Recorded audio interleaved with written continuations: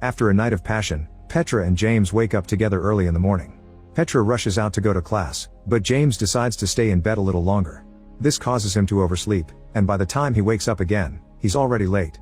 He runs through the city as fast as he can until he makes it to his philosophy class, where the teacher Mr. Zimmett at first considers not letting him, but eventually he opens the door. Today is the last school day, and Mr. Zimmett wants the students to tell them about their favorite thought exercise they've gone through. Chips mentions the infinite monkey theorem, which says that if you give a monkey a typewriter and an infinite amount of time, it will eventually type out the entire Hamlet. Jack mentions the trolley problem, which says you have a lever to choose if a train will kill 1 or 4 people. Just for fun, they change that riddle into the obese man problem, where you have to option to push a fat man on the tracks to stop the trolley. Georgina likes the ignorant bliss paradox. In this one, someone is hanging off the highest tower in the city on purpose to test if their friends will help them. However, the friends are afraid if they try to pull them up, they might be yanked over themselves, so they step back. The person falls and lives, but now they wonder if it truly is better knowing that their friends wouldn't save them or if ignorance is bliss. Zimmett decides that they will do one last thought exercise to finish the school year. The class must assume there is an impending atomic apocalypse and imagine a bunker that will give them shelter for a year. Zimmett begins narrating the scene to make everyone use their imaginations, picturing an area surrounded by nuclear explosions. As Zimmett takes them through an imaginary tour of the bunker, he points out the problem. There are only supplies for 10 people. The class has 20 students in it, so they have to decide which of them to let in and who stays out. On top of that, there isn't much time to decide before the atomic radiation reaches them. Georgina refuses to participate because she thinks it's just like discussing eugenics, but when Zimmett describes how gruesome and painful it is to die under radiation, she accepts to play. Petra also refuses to participate and even stands up to leave, knowing that she's always had perfect grades and Zimmett can't hurt her by lowering them a bit. However, Zimmett threatens to lower James' grades instead, which would make him fail the class, and Petra has no choice but to stay. Next, Zimmett distributes cards containing the random profession each student will have in the exercise. He opens the box for James first, and after he takes a card, Zimmett goes to the desk to cough before handing a card to Petra. Then he coughs against at the desk before giving cards to everyone else. Now the students can look at the professions they got. All these jobs vary in themes, from harpist and wine auctioneer to astronaut and chemist. Toby reveals he's a published poet, but he barely gets to finish talking before Zimmett shoots him, revealing he took the gun from the bunker. Zimmett explains that this is more humane than letting him die by radiation, since he wouldn't get into the bunker anyway because a poet isn't useful when humanity must be rebuilt. Zimmett also explains he's part of the exercise, but his profession is hidden so he should be seen as a wild card. Afterward, each student defends their right to enter the bunker and they proceed to vote. The first 9 choices are those who they consider useful for survival: Petra the structural engineer, James the farmer, Georgina the orthopedic surgeon, Chips the carpenter, Jack the chemist, Bonnie the soldier, Annie the electrician, Poppy the psychotherapist, and Omo Seed the senator. There are also 9 that quickly get voted out for not being useful: Vivian the zoologist, Beatrice the fashion designer, Parker the gelato maker, Kavi the real estate agent, Russell the harpist, Plum the hedge fund manager, Nelson the housekeeper, Mitzi the wine auctioneer, and Yoshiko the astronaut. The last place must be chosen between Zimmett and Utami the opera singer. Petra thinks a wild card is a risk, but Jack points out that an opera singer is a luxury and he'd rather risk it with Zimmett, who may have a useful secret. Zimmett wins, and now that the groups are completed, they take 5 minutes to say goodbye, so they move the desks around to pretend they're having their final words. Suddenly they hear some gunshots and discover Zimmett has killed everyone who didn't get a spot, again saying it was the humane thing to do. The group is shocked, and Petra whispers to James that she doesn't want Zimmett in the bunker anymore. James makes a plan and asks everyone to gather some plants before going into the bunker, claiming they're keeping them for replanting when they come out. While everyone is separated to do the gathering, James goes to each of them in turn and tells them of his plan. When the time comes, the group enters the bunker and disables the external keypad before closing the door while Zimmett is left outside.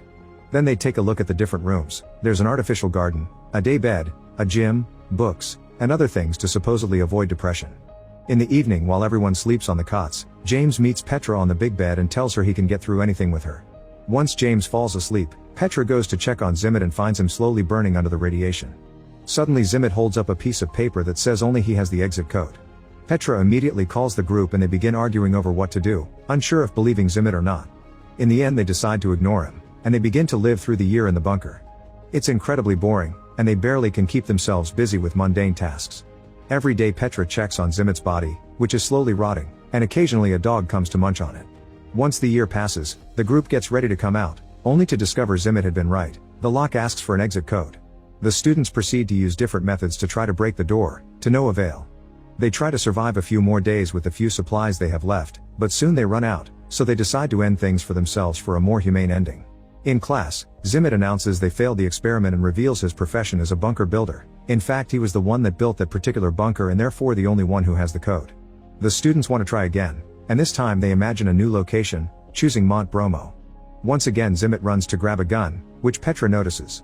Then it's revealed that the cards hide a second characteristic that may influence the votes. James' characteristic is being gay, but he still gets accepted for his farming knowledge, although with fewer votes. Georgina the surgeon was exposed to the Ebola virus, so this time she's left out. Plum the hedge fund manager always travels with a bag of gold, so she is accepted. Chips the carpenter is infertile, but he's also accepted again because of his skills. Petra the structural engineer is also an electrical engineer, so she is saved. Andy the electrician reveals he has a very rare disease that may kill him at any second, so he's rejected. Poppy the psychotherapist can't have children, so she's left out. Vivian the zoologist reveals she supports PETA, so she is left out again. Jack the chemist won the genetic lottery, meaning he'll live long and healthy, so he's accepted again. Kavi the real estate agent is also a midwife, and since they've lost Georgina as their doctor, he gets to stay this time. Parker the gelato maker has no extra characteristic, which means someone else has two, and he's left out. Utami the opera singer has two. She can speak 7 languages but she will develop a throat tumor in 3 years that won't let her talk anymore, so she's left out. Mitzi the wine auctioneer has an IQ of 200 yet she's left out again.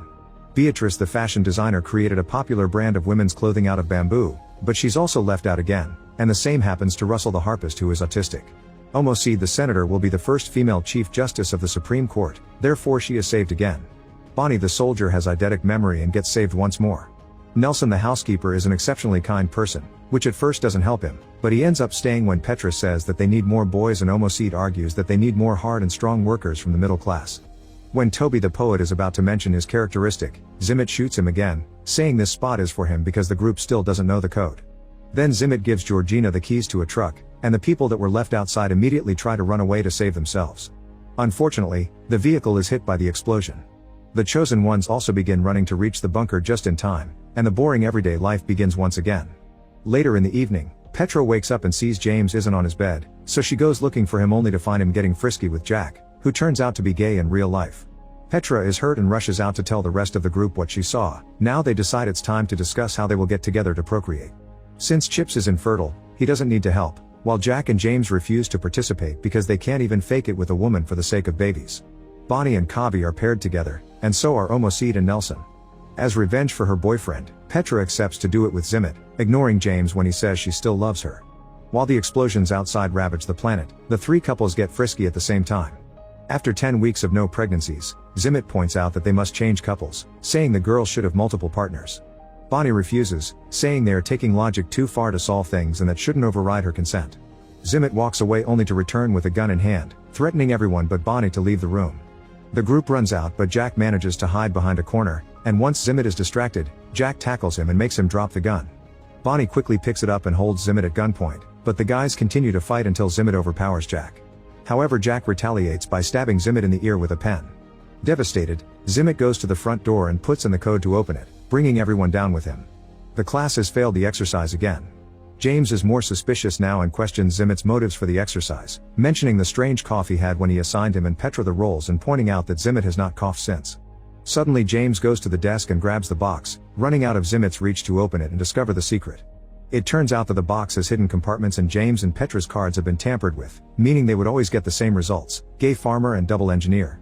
James wants to know why Zimmet hates him in particular, so Zimmet brings up the allegory of Plato's cave. In this allegory, a man lives his whole life chained to a wall and only ever sees shadows and hears echoes, assuming that's how reality truly looks and sounds. One day the man is unchained and finds that the shadows are caused by bodies and the echoes are caused by voices, discovering that the whole idea of what was real was just an illusion. Zimmet says that this allegory is something like James, claiming that the exercise is meant to confront James about how his privilege has ill-prepared him for the real world, but James doesn't believe him. Zimmet could have made him something useless like a florist so he could be voted out since the beginning, but a gay farmer means Zimmet wanted him to prolong his suffering on purpose. At that moment Petra interrupts the argument and insists that the exercise should be done a third time, this time with James as a florist. Now their imaginations take them to an island and the apocalypse hasn't happened yet. Zimmet goes to the bunker to grab a weapon as usual, and he hears a noise but thinks nothing of it.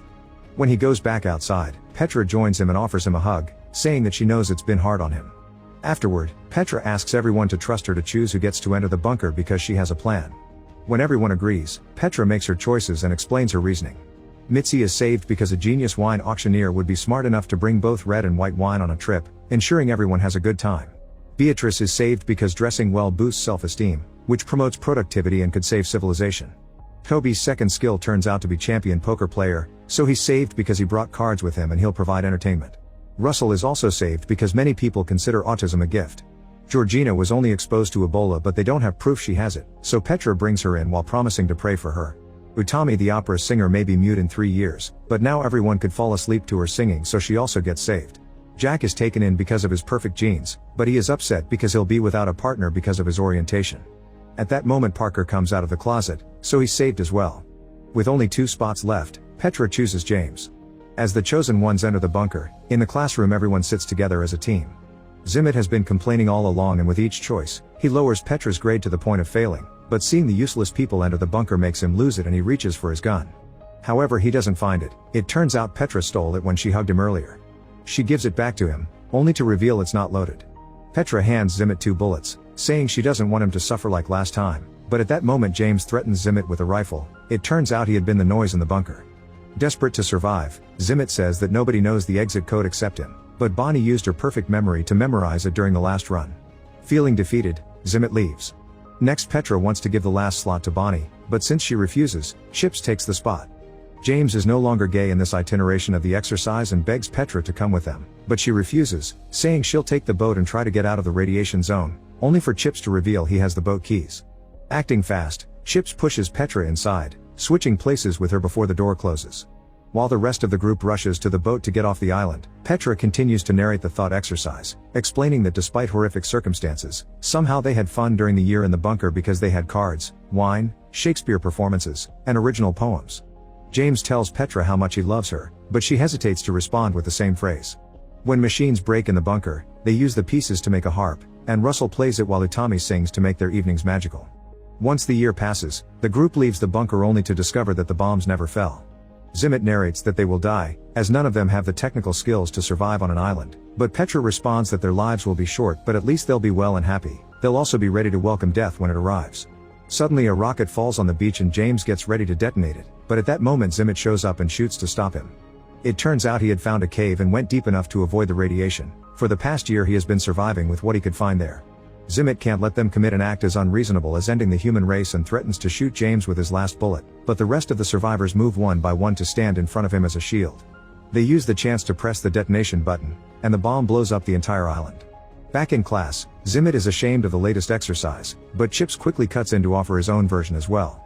He says that the boat managed to go far enough to avoid the explosion, and he became the only guy with 6 women all to himself. The group wonders what happened to the 3 other males, and Chips says Kavi drowned, Nelson had a barracuda attack, and Andy had a run-in with the palm tree. Being infertile doesn't mean the chance of procreation is 0, so in this ending, Chips taps a different girl each day. Zimmit finally finishes the class, and all the students leave except Petra, who accuses Zimmit of trying to use the exercise to punish James. It turns out Zimmit has been having an affair with Petra, and he believes James is beneath her. Petra explains that intelligence isn't all that matters and that she loves James, so he shouldn't be punished for something he doesn't know about anyway. Petra gives Zimmit a last kiss and leaves. Afterward, Zimmit is alone in the school and begins running through many variations of what happens if he goes to his office. Sometimes he simply eats, but other times he finds his gun and a shot can be heard in the building. Make sure to subscribe and turn on notifications so you can watch more videos like this. Thanks for watching.